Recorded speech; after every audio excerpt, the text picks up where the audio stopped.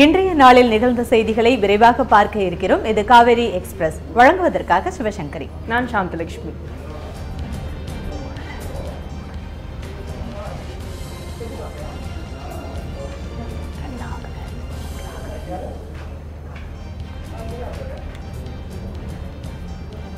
தமிழகம் மற்றும் புதுச்சேரியில் கடந்த மார்ச் 8 முதல் 30ஆம் தேதி வரை நடைபெற்ற 10ஆம் வகுப்பு தேர்வுகளுக்கான முடிவுகள் இன்று காலை 10 மணியளவில் வெளியானது. இந்த ஆண்டு 12ஆம் வகுப்பு தேர்வு முடிவில் தரவரிசை பட்டியல் முறை நீக்கப்பட்டதை தொடர்ந்து தற்போது 10ஆம் வகுப்பு தேர்வு முடிவிலும் தரவரிசை முறை நீக்கப்பட்டுள்ளது. சுமார் 10,38,000க்கும் மேற்பட்டோர் எழுதிய 10ஆம் வகுப்பு தேர்வில் 38,000க்கும் மேற்பட்டோர் 480க்கும் மேல் மதிப்பெண் பெற்று ஏ கிரேட் அடைந்துள்ளனர். தேர்வு எழுதிய மொத்த மாணவ மாணவிகளில் 94.4% தேர்ச்சி பெற்றுள்ளனர்.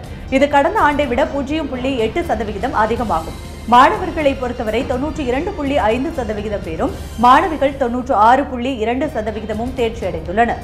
தமிழகத்தில் மாவட்டம் வாரியான தேர்ச்சி விகித அடிப்படையில் 98.55% தேர்ச்சி பெற்று விருதுநகர் மாவட்டம் முதலிடமும், 98.17% தேர்ச்சி பெற்று கன்னியாகுமரி மாவட்டம் 2ஆம் இடமும், 98.16% தேர்ச்சியுடன் ராமநாதபுரம் 3ஆம் இடத்தையும் பிடித்துள்ளன. 100க்கு 100 மதிப்பெண் பெற்றோரை பொறுத்தவரை தமிழில் 69 பேரும், கணிதத்தில் 13,759 பேரும், அறிவியல் பாடத்தில் 17,481 பேரும், சமூக அறிவியலில் 61,115 பேரும் முழு மதிப்பெண் பெற்றுள்ளனர். தமிழகத்தில் அரசு பள்ளிகள் 91.59%, தனியார் பள்ளிகள் 98.54% தேர்ச்சி விகிதம் பதிவு செய்யப்பட்டுள்ளன என்பது குறிப்பிடத்தக்கது.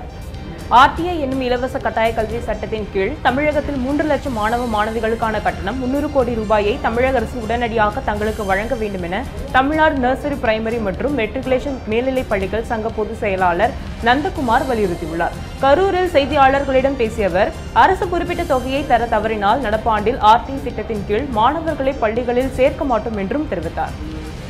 சென்னை கோடம்பாக்கத்தில் உள்ள ராகவேந்திரா திருமண மண்டபத்தில் நடிகர் ரஜினிகாந்த் தனது ரசிகர்களை சந்தித்து இன்று புகைப்படம் எடுத்துக் கொண்டார். கடந்த 4 நாட்களாக நடைபெற்று வந்த இந்நிகழ்ச்சி இன்று 5வது நாளாக இடம்பெற்றது. இதில் ஏராளமான ரஜினி ரசிகர்கள் பங்கேற்று அவருடன் புகைப்படம் எடுத்துக் கொண்டனர். முன்னதாக ரசிகர்களிடம் பேசிய ரஜினிகாந்த், தான் கர்நாடகாவில் 23 வருடங்கள் இருந்தாலும் தமிழகத்தில் 43 வருடங்கள் இருந்துள்ளதாக கூறினார். மேலும் தனது தந்தை கிருஷ்ணகிரி அருகே பிறந்தவர் என்று கூறிய அவர், தான் பச்சை தமிழன் என்று தெரிவித்தார். தொடர்ந்து பேசிய ரஜினிகாந்த், தற்போது தனக்கு எதிராக வரும் கருத்துக்கள் தனது வளர்ச்சிக்கு உதவும் என்றும், தமிழகத்தில் அரசியல் தலைவர்கள் நன்றாக இருந்தாலும் அரசியலின் அமைப்பை மாற்ற வேண்டும் என்றும் கூறினார். போக்குவரத்து ஊழியர்களின் நிலுவைத் தொகையை கொடுக்காத அரசு புதிய மெட்ரோ திட்டத்தை உருவாக்குகின்றோம் என்ற பெயரில் பொதுமக்களை தொடர்ந்து ஏமாற்றி வருவதாக நாம் தமிழர் கட்சியின் ஒருங்கிணைப்பாளர் சீமான் குற்றம் சாட்டியுள்ளார். மதுரை விமான நிலையத்தில் செய்தியாளர்களிடம் பேசிய அவர், தமிழக அரசு பொறுப்பற்று செயல்பட்டு வருவதாகவும் விமர்சனம் செய்தார். ராமேஸ்வரத்திலிருந்து சென்னைக்கு தினமும் மாலை 5 மணிக்கு சென்னை விரைவு ரயில் இயக்கப்பட்டு வருகிறது. இந்நிலையில் நேற்று மாலை ராமேஸ்வரத்திலிருந்து கிளம்பிய சென்னை விரைவு ரயில் பாம்பன் பாலத்தை கடக்கும் போது 50 முதல் 60 கிலோமீட்டர் வேகத்தில் காற்று வீசியது. அத்துடன் கடலின் சீற்றமும் அதிகமாக இருந்ததால் பாம்பன் ரயில் நிலையத்திலேயே சென்னை விரைவு ரயில் நிறுத்தப்பட்டது. சுமார் 4 மணி நேரத்திற்கும் மேலாக நிறுத்தப்பட்ட ரயில் காற்றின் வேகம் குறைந்ததை அடுத்து பாம்பன் பாலத்தை கடந்து சென்றது. இதனால் தாங்கள் உரிய நேரத்திற்கு செல்ல முடியவில்லை என்றும், ரயில் நிறுத்தப்பட்டது முறையாக அறிவிக்கப்படவில்லை என்றும் பயணிகள் அதிருப்தி தெரிவித்திருந்தனர். புதுக்கோட்டை மாவட்டம் நெடுவாசலில் ஹைட்ரோ கார்பன் திட்டத்தை செயல்படுத்த கடந்த பிப்ரவரி 15ஆம் தேதி மத்திய அமைச்சரவை ஒப்புதல் வழங்கியது. இதனால் நெடுவாசல், நல்லாண்டார் கொல்லை மற்றும் வடகாடு உள்ளிட்ட பகுதிகளை சேர்ந்த விவசாயிகள் மற்றும் பொதுமக்கள் இத்திட்டத்தை செயல்படுத்தக்கூடாது என்ற கோரிக்கையை வலியுறுத்தி போராட்டத்தில் ஈடுபட்டு வருகின்றனர். இந்நிலையில் போராட்டமானது 37வது நாளை எட்டியதை அடுத்து மத்திய மாநில அரசுகளை கண்டித்து நூற்றுக்கணக்கான பெண்கள் தங்களது தலையில் தலைப்பாகை கட்டிக்கொண்டு போராட்டத்தில் ஈடுபட்டனர். அப்போது அவர்கள் மத்திய மாநில அரசுகளுக்கு எதிராகவும் ஹைட்ரோ கார்பன் திட்டத்திற்கு எதிராகவும் கண்டன முழக்கங்களை எழுப்பினர். புதுச்சேரி அரசின் சார்பு நிறுவனமான சுதேசி ஆலை மற்றும் பாரதி பஞ்சாலையில் சுமார் 300க்கும் மேற்பட்ட தினக்கூலி ஊழியர்கள் பணிபுரிந்து வருகின்றனர். கடந்த 2013ஆம் ஆண்டு முதல் 4 ஆண்டுகளாக பணிபுரிந்து வரும் தினக்கூலி ஊழியர்கள் குறைவான சம்பளம் பெறுவதாக கூறப்படுகின்றது.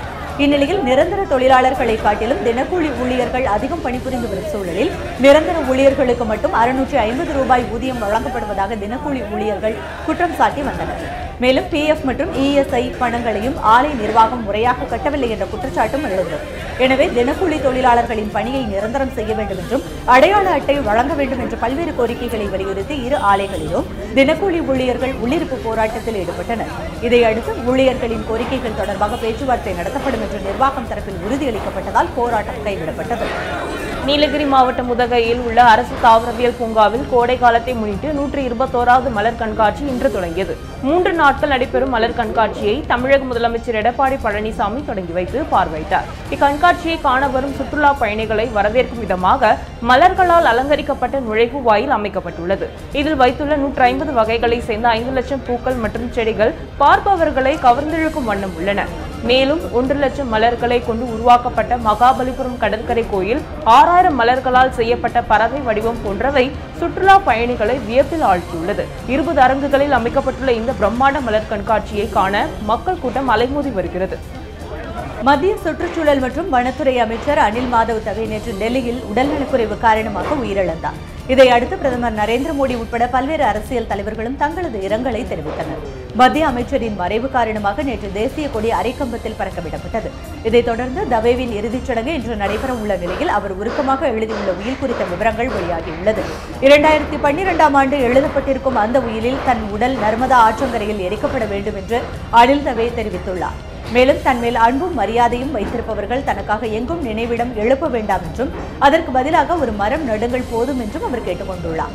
இந்த உருக்கமான உயில் அனைவரது மனத்திலும் ஆழ்ந்த துக்கத்தை ஏற்படுத்தி உள்ளது.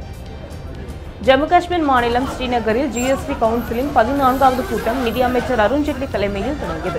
இக்கூட்டத்தில் பல்வேறு அத்தியாவசிய பொருட்களுக்கான வரி விகிதம் நிர்ணயம் செய்யப்பட்டது. அதன்படி 7% பொருட்களின் வரி விலக்கு பிரிவின் கீழ் இருக்கும் என்று அரசாங்கம் அறிவித்துள்ள நிலையில் 0 வரி சதவீதத்தை அனுபவிக்கும் பொருட்களின் எண்ணிக்கை கடுமையாக வீழ்ச்சியடையும் என்றும் தெரிவிக்கப்பட்டுள்ளது. பாலுக்கு 0% வரியும் பால் பொருட்களுக்கு 12%, முடி எண்ணெய், பற்பசை மற்றும் சோப்புகள் போன்ற பொருட்கள் இப்போது 28% வரிக்கு உட்பட்டவை என்றும் GSTயின் கீழ் 18% வரி விதிக்கப்படும் என்றும் சர்க்கரை, தேநீர், காஃபி, சமையல் எண்ணெய் மற்றும் நிலக்கரி ஆகியவைகளுக்கு 5% வரிகள் என்றும் கூறப்பட்டுள்ளது. மேலும் மொபைல் போன்களுக்கு 12%, இருசக்கர வாகனங்களுக்கு 28%, AC, வாஷிங் மிஷின், டிவி உள்ளிட்டவைகளுக்கு 28% வரிகளும் நிர்ணயம் செய்யப்பட்டுள்ளன. கோவா மாநிலம் சர்சோரெம் பகுதியில் போர்த்துகீசியர் காலத்தில் கட்டப்பட்ட நடைபாதை ஆற்றுப்பாலம் ஒன்று நேற்று மாலை திடீரென இடிந்து விழுந்து விபத்திற்குள்ளானது. அப்போது பாலத்தில் இருந்த 50க்கும் அதிகமான பொதுமக்கள் ஆற்றில் விழுந்தனர். இதையடுத்து தகவல் அறிந்த சம்பவ இடத்திற்கு விரைந்த தீயணைப்புத் துறையினர் மற்றும் மீட்புப் படையினர் மீட்புப் பணியில் ஈடுபட்டனர். ஆற்றில் சிக்கியவர்களை காப்பாற்றும் பணிகள் தீவிரமாக நடைபெற்றன. 2 உயிரிழந்த நிலையில் மீட்கப்பட்டோரில் 5 பேர் ஆபத்தான நிலையில் மருத்துவமனையில் அனுமதிக்கப்பட்டுள்ளனர்.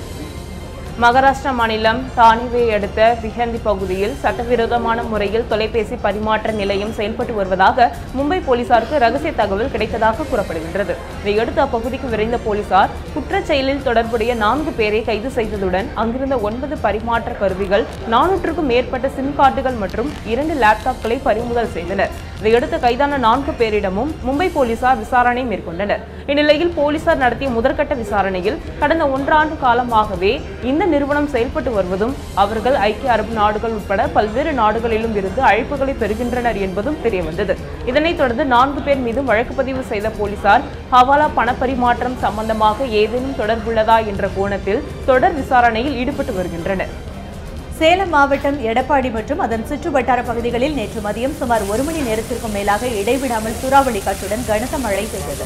இதனால் எடப்பாடி பேருந்து நிலையம் அருகே மரங்கள் சாலையில் சாய்ந்ததால் சிறிது நேரம் போக்குவரத்து பாதிக்கப்பட்டதோடு எடப்பாடி சேலம் சாலையில் மழைநீர் பெருக்கெடுத்து ஓடியது.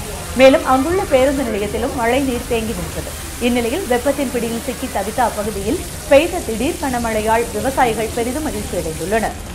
இதேபோன்று கிருஷ்ணகிரி மாவட்டத்திலும் இடியுடன் கூடிய கனமழை பெய்தது. கிருஷ்ணகிரி, போச்சம்பள்ளி, ஓசூர் மற்றும் சூளகிரி உள்ளிட்ட மாவட்டத்தின் பல்வேறு பகுதிகளில் பலத்த காற்றுடன் மழை பெய்தது. பல மணி நேரம் நீடித்த இந்த கனமழையால் அங்குள்ள சாலைகளில் மழைநீர் பெருக்கெடுத்து ஓடியது. இதனைத் தொடர்ந்து இரவு வேளைகளிலும் தொடர்ந்து மழை பெய்து கொண்டே இருந்ததால் அப்பகுதியில் வெப்பம் தணிந்து குளிர்ந்த சூழல் நிலவி வருகிறது. இதனிடையே தூத்துக்குடியில் பெய்த திடீர் கனமழையால் வெயிலின் தாக்கத்தில் சிக்கி தவித்த அப்பகுதி பொதுமக்கள் மற்றும் விவசாயிகள் மகிழ்ச்சி அடைந்துள்ளனர். தமிழகத்தில் கடந்த 2 மாதமாக கோடை வெயில் வாட்டி வந்த நிலையில் கடந்த 1 வார காலமாக ஆங்காங்கே பரவலாக மழை பெய்து வெப்பத்தை தணித்து வருகின்றது. இதன் ஒரு பகுதியாக தூத்துக்குடியில் நேற்று மதியம் முதல் பெய்த திடீர் கனமழையால் வெப்பத்தின் தாக்கம் குறைந்து சற்று குளிர்ச்சியான சூழல் நிலவியது. இந்த மழையால் அப்பகுதி பொதுமக்கள் மற்றும் விவசாயிகள் மகிழ்ச்சி அடைந்தனர். பெரம்பலூர் மாவட்டம் சிறுவாச்சூரில் ஆதிசங்கரர் வழிபட்ட பெருமைமிக்க மதுரகாளியம்மன் திருக்கோயில் உள்ளது. இக்கோவிலின் சித்திரை திருவிழாவானது கடந்த 9ஆம் தேதி காப்பு கட்டுதலுடன் கோலாகலமாக தொடங்கியது. அன்று முதல் தொடர்ந்து தினந்தோறும் இரவு வேளைகளில் அலங்கரிக்கப்பட்ட வாகனத்தில் அம்மன் வீதி உலா நிகழ்ச்சியும் நடைபெற்று வந்தது. இந்நிலையில் திருவிழாவின் முக்கிய நிகழ்வான தேரோட்ட விழா நேற்று நடைபெற்றது. இந்த தேரோட்டத்தின் போது பெரம்பலூர் மற்றும் அதன் சுற்று வட்டாரத்தில் உள்ள பல்வேறு பகுதிகளில் இருந்து வந்திருந்த ஆயிரக்கணக்கான பொதுமக்கள் கலந்து கொண்டு தேரை வடம் பிடித்து இழுத்து சுவாமி தரிசனம் செய்தனர். கொடைக்கானலில் உள்ள தனியார் பள்ளியில் நேற்று தொடங்கிய இப்போட்டியானது வரும் 21ஆம் தேதி வரை தொடர்ந்து 4 நாட்கள் நடைபெற உள்ளது. இதில் தமிழ்நாடு, புதுடெல்லி, கேரளா மற்றும் ஆந்திரா உள்ளிட்ட இந்தியாவின் பல்வேறு மாநிலங்களைச் சேர்ந்த 250 வீரர்கள் கலந்து கொண்டுள்ளனர். 6 வயது முதல் 75 வயது வரை உள்ளவர்களுக்காக நடத்தப்படும் இந்த சதுரங்க போட்டியில் வெற்றி பெறுபவர்களுக்கு ரொக்கமும் பதக்கமும் பரிசாக வழங்கப்பட உள்ளன. முன்னதாக நடைபெற்ற தொடக்க விழாவில் இந்தியன் சதுரங்க பள்ளி மற்றும் தமிழ்நாடு சதுரங்க கழகம் சார்பில் பலர் கலந்து கொண்டு போட்டியை தொடங்கி வைத்தனர். ICC ஒவ்வொரு ஆண்டும் மே மாதத்தில் டெஸ்ட் கிரிக்கெட் அணிகளின் வருடாந்திர தரவரிசை பட்டியலை வெளியிடும். அதன்படி தற்போது வெளியிடப்பட்டுள்ள நடப்பாண்டிற்கான தரவரிசை பட்டியலில் இந்தியா 1 புள்ளி கூடுதலாக பெற்று 123 புள்ளிகளுடன் முதலிடத்தை தக்க வைத்துக் கொண்டுள்ளது. இதனைத் தொடர்ந்து தென்னாப்பிரிக்கா அணி 117 புள்ளிகளுடன் 2வது இடத்தையும், ஆஸ்திரேலியா 100 புள்ளிகளுடன் 3ஆம் இடத்தையும் பெற்றுள்ளது.